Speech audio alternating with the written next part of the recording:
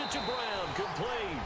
And into the end zone. Touchdown, Pittsburgh. Antonio Brown, 35 yards. And the Steelers have taken the lead.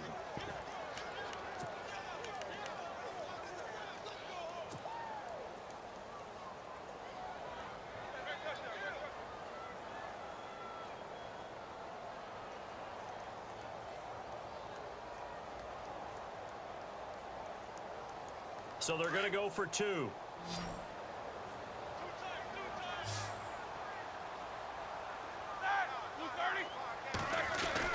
Now it's Roethlisberger. And this will be caught as they convert here for two.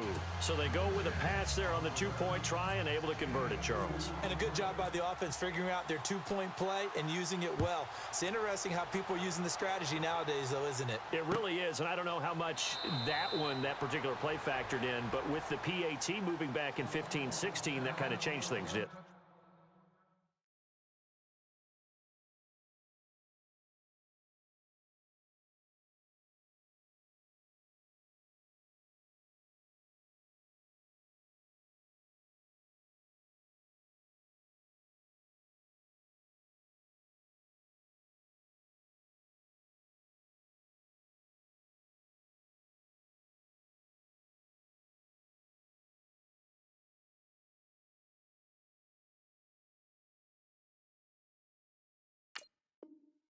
It's really a part of everyone's strategy now. When I talk with coaches and when we sit with them, they always talk about they actually have two-point periods in practice now, something they never really did before.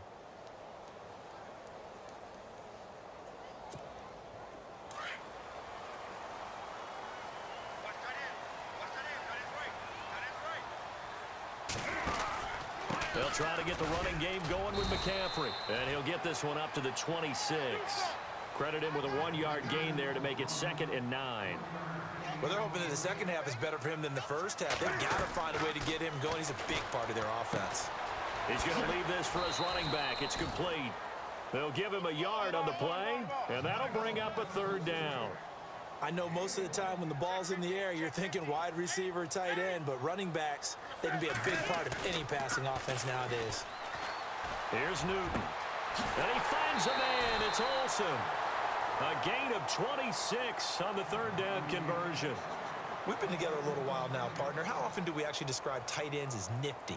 Because that's what I think of when I see Greg Olsen on the field. His ability to run routes, create space and separation, and make those catches downfield. Yeah, sure consistent. The numbers the last couple years almost identical, and both over 1,000-yard seasons. Now Newton on 1st down. He's going to flip that out to the flat. It's complete. And this time he's able to take it down to the 42. It'll be a gain of 4, and it'll be 2nd down. Everyone's got to be able to catch the football. Doesn't matter what position you play, but if you're on offense, be aware a ball may come your way. And they'll be inside the 35 now at the 34-yard line. Newton to Olsen there for a Carolina 1st down.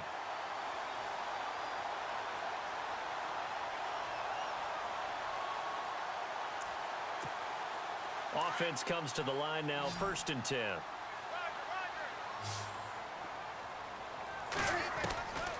Again, Newton. Being chased out left. Oh, he's got some breathing room. And he's going to be out of bounds down inside the 20. I guess no need to force it when you can do that instead. 1st down, 18-yard gain. So an instance there of Cam being Cam. We know he can use his legs. And with that big body, it's hard to get him down, even if he... And he'll take this into the end zone. Touchdown, Carolina.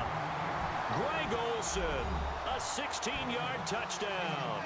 And his guys are able to strike for 6. The big fella was the recipient there for that touchdown pass, and it seems like more and more the tight end is the guy you have to worry about most in the passing game. Out of the gun, Newton. Flush to his right. Fights loose. And he'll get into the end zone to push the lead up to a field goal. Gano out to kick this one away.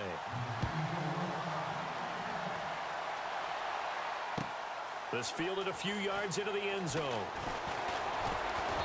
And this return net's positive as he gets past the 25 and up to the 27-yard line. Out comes the Steeler offense now, ready to see what they can do here. And they'll just simply be looking to build off the confidence of the last time out where they scored a touchdown. And confidence is powerful, isn't it? When you've scored once, you feel like you can go back out there and get it done again. Doesn't matter what the defense throws at them. They feel like they're in a groove right now, and they want to get out there and show it. Yeah, hoping to stay in that groove here this go-around. And he'll take this up near the 35, maybe the 34. It's a 7-yard carry to set them up with a 2nd and 3.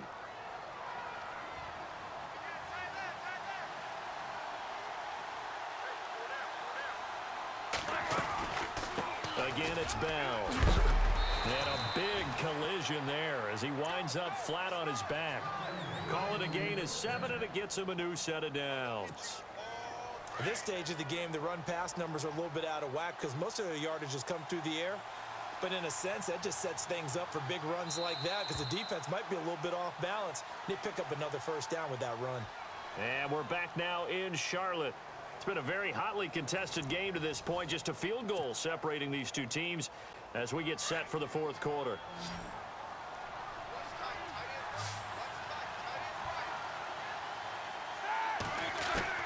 Throwing now, Roethlisberger on first down. This one complete, right side to McDonald. And he'll be out of bounds up near the 45 at the 44. The completion good for 3, and it's 2nd down.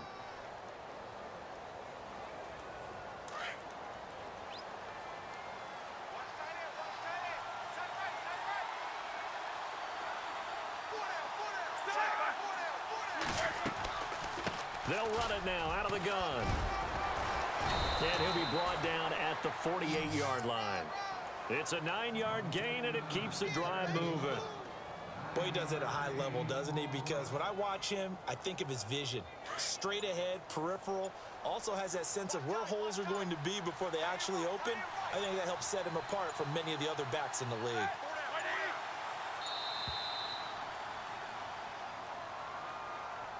He didn't seem in a rush. I guess they just didn't know where the play clock was. I think you're right about that because there was no hurried movements there, right? No up-tempo at all. Clock just ran out. I think he was as surprised as maybe his bench was. Here we go on 1st and 15.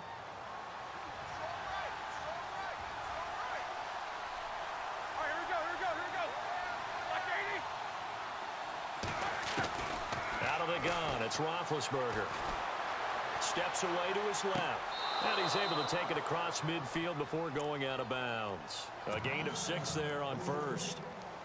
Tell you what, he's been able to put the ball in some tight spots all game long. That throw, no different. Yeah, a lot of people would call it a gutsy type of a throw. I think he looks at it as, I can do it, so it's not that big of a deal to me, and I'm going to keep firing. And he's got some space here. And he's going to get this one down right to the edge of the red zone of the chalk of the 20. A big chunk on the ground there, 27 yards. You know it's really hard for a big-time running back? It's patience. Being able to hang in there when the runs aren't there, when you're taking some hits early in the game. But this drive, oh, he's come alive, and in a big way. Now he's starting to gallop. They get 10 more there, and I believe that'll be enough for another first down. It will. Bell is so good at that. He just catches so many passes near the line of scrimmage. In fact, the unique stat line for him last year, he had more yards after the catch than total receiving yards from the line of scrimmage on the season. That doesn't even sound real, but when you analyze his game, you understand why a stat like that can occur. His ability to catch the ball, be elusive, and also strong enough to break tackles, that allows him to gain all that extra yardage. It's a gain of a yard, and it'll set up 2nd and goal. The offense certainly looking to score some points, but they also need ball security here late as we get down to the final moments of this one. Now it's Roethlisberger. Forced out, and he's going to have to eat this one as down he goes. Mario Addison in there to bury him for a loss of 11. Look, Carolina had a number of issues last year, and that's why they slumped to 6-10 after a Super Bowl appearance. But pass rush wasn't a problem for them. They still got to the quarterback. 47 total sacks. That was just one behind Arizona, who led the league. Yeah, I think the biggest issue for them, young corners, they gave up a lot of big plays. Time for a break. We're back to see what happens after this. So the sack, and now a 3rd and long situation for the Steelers and Ben Roethlisberger. From the shotgun, it's Roethlisberger. This is caught, and he's in. Touchdown, Steelers. Martavis Bryant from 21 yards away. And the Steelers have taken the lead here in the 4th quarter. All right, now a big 2-point conversion attempt still to come.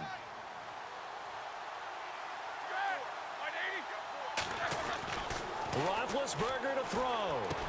And this one's caught. And their 4th quarter lead grows by a couple more. So they're able to throw it in for the 2-point conversion. Sometimes that can be a risky play, but they got it. Yeah, you always have to be careful here because if you do get it intercepted, it's returned by the defense, that's 2 points for them. But he identified an open target and put it right on him. And he'll take this up past the 20 and down at the 22-yard line.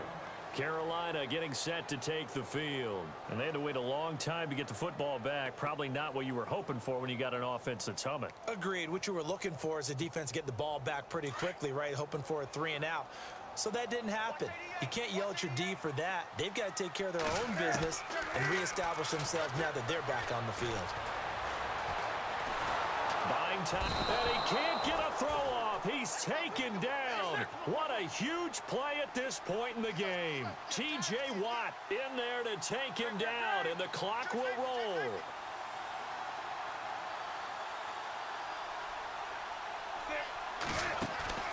He'll look to throw. He's going to let it fly. Well, this is taken in. It's complete. A big play there for Carolina. 71 yards. Now that play will end up on the highlights, and you'll see it all over the place. But what you won't see, the offensive line that bought the extra time, that allowed for the big completion downfield, those guys made that play possible. Flushed out right. And he will take it across for a Panthers touchdown. Wow, I know it's a never-say-never situation, but to me, that looks like that's the one that's going to finish them off. The score that puts them in front here late, but now you got to rally your kick team, don't you, and say the last thing we need is a big return. And what happens is guys get overeager, get out of their lane because they're so... And look at this. They get the turnover they needed. It's intercepted. Picked off by Ryan Shazier.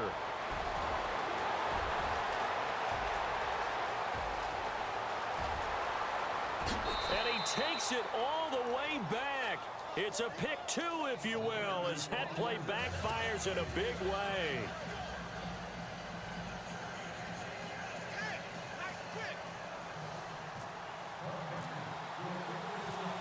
Gano out to kick this one away. That'll be taken in the end zone. And he'll be out of bounds here just past the 20-yard line. The Steelers offense now, they get ready to head back on the field. And that last drive, it was all about the ground game, ground and pound. And I don't care how we're playing the game these days, offensive linemen still want to fire out and smack the guy opposite them and move the football on the ground. They feel better about that. That's what they want to do. That's how they want to play, and that's how they got it done. Yeah, they got it for a touchdown last drive. Let's see what happens here. And now we get a timeout called on the defensive side of the ball by the Panthers. It's just their first. They've got 2 more to use here in the final stages.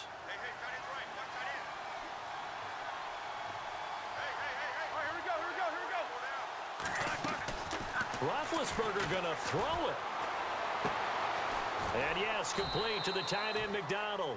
It's a gain of 6, and that ought to just about do it. Big Ben has the knowledge, certainly the weapons to pull this off. We know he's done it many times in the past. And that transmits itself to the rest of the offensive unit because these guys know that with Big Ben leading them, they've got a lot of confidence they can get it done. And able to use his blockers to get this up over the 40. A solid run on first down. Gain of 7 leaves him with a 2nd and 3. Short gain last 2 plays. Who do you think's excited about that? Absolutely. This defense, they're saying go right ahead with those. A road win National Football League, Charles, you never